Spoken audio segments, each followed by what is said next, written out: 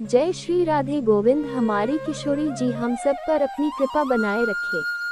आज हम इस वीडियो में गंगा दशहरा की व्रत कथा सुनेंगे। हर साल ज्येष्ठ माह की शुक्ल पक्ष की 10वीं तिथि को गंगा दशहरा का त्योहार धूमधाम से मनाया जाता है। गंगा दशहरा के दिन भक्त ब्रह्म बेला में गंगा स्नान के बाद विधि विधान से मां गंगा की पूजा करते हैं।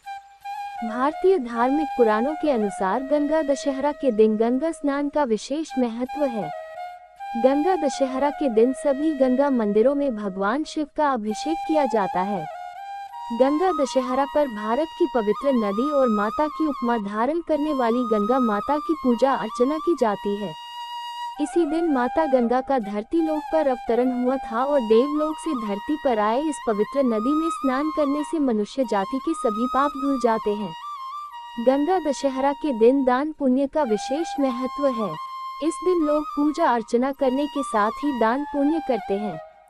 इस दिन दान में सत्तू, मटका और हाथ का पंखा दान करने से दोगुना फल प्राप्त होता है। कई लोग तो स्नान करने के लिए हरिद्वार जैसे पवित्र नदी में स्नान करने जाते हैं। मान्यतानुसार राजा भागीरथ के कठोर तपस्या करने से गंगा नदी स्वर्ग से धरती पर अवतरित हुई है।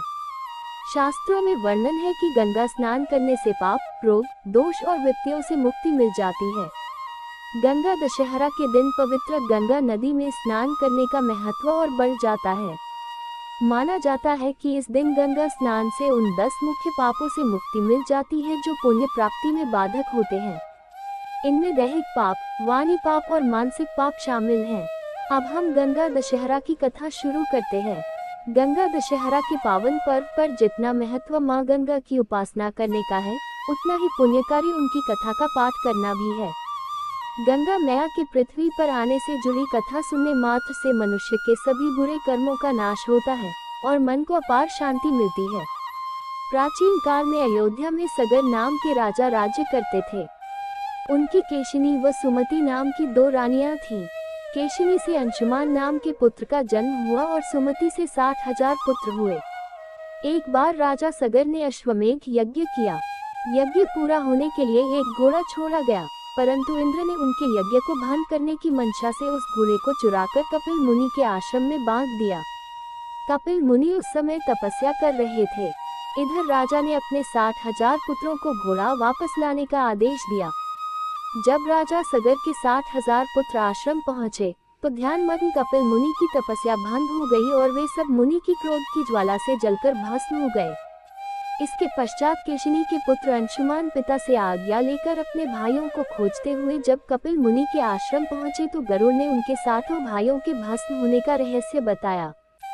गरुड़ जी ने अंशुमान से ये भी कहा कि इनकी मुक्ति के लिए गंगा जी को स्वर्ग से पृथ्वी पर लाना होगा। महाराज सगर की मृत्यु के बाद अंशुमान ने माता गंगा को पृथ्वी पर लाने के लिए तपस्या की, परंतु वे ऐसा करने में असफल रहे। इसके पश्चात उनके पुत्र दिलीप ने भी तपस्या की, परंतु वे भी गंगा जी को पृथ्वी पर न ला सके। अंत में दिलीप के पुत्र भागीरथ ने गंगा जी को धरती पर लाने के लिए कठोर तपस्या की। भागीरथ की तपस्या से ब्रह्मा जी प्रसन्न हुए और गंगा को पृथ्वीलोक पर ले जाने का वरदान दिया। किंतु अब भी एक समस्या थी, वो ये कि ब्रह्मा जी के कमंडल से छूटने के बाद गंगा के वेग को पृथ्वी पर कौन संभालेगा। भागीरथ ने जब इस बारे में ब्रह्मा जी से प्रश्न किया, तो उन्होंने कहा कि भूलोक में भगवान भोलेनाथ के अलावा किसी में इतनी शक्ति नहीं है जो गंगा के वेग को संभाल सके। इसलिए गंगा का वेग संभालने के लिए तुम भगवान शिव से विनती करो। इसके बाद भागीरथ ने एक अंगूठी पर खड़े होकर भगवान शंकर की घोर तपस्या की। भागीरथ के तप से प्रसन्न होकर शिवजी गंगा को अपनी जटाओं में संभालने के लिए तैयार हो गए। इस प्रकार भगवान शिव की जटाओं से गंगा जी पृथ्वी की ओर बढ़ी। शिव जी ने मात्र अपनी एक जटा से गंगा जी को छोड़ा, फिर भी उनका प्रवाह बहुत तीव्र था। इसका परिणाम ये हुआ कि ऋषि जहा का आश्रम ध्वस्त हो गया। इससे क्रोधित होकर ऋषि जहा ने गंगा जी को पी लिया। इसके बाद भागीरथ ने महर्षि जहा से गंगा को मुक्त करने के लिए प्रार्थना की। तब उन्होंने गंगा को भागीरथ के साथ पृथ्वी पर जाने के लिए मुक्त कर दिया। इसके पश्चात गंगा ने कपिल मुनि के आश्रम में पहुंचकर भागीरथ के सभी पूर्वजों का उद्धार किया। भक्तों, जैसा कि आप जानते हैं कि महाराज भागीरथ की तपस्या के कारण ही गंगा जी पृथ्वी पर आई थी, इस कारण उन्हें भागीरथी कहा जाता है।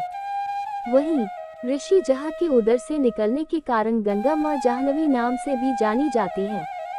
भक्तों, ये थी गंगा दशहरा की पूजा विधि व अनुष्ठान के बारे में जानकारी। हमारी कामना है माँ गंगा आपकी उपासना से प्रसन्न हो और आपके पापों को नष्ट करें। ऐसे ही व्रत, त्योहार व अन्य धार्मिक जानकारियों के लिए जुड़े रहिए श्री मंदिर पर।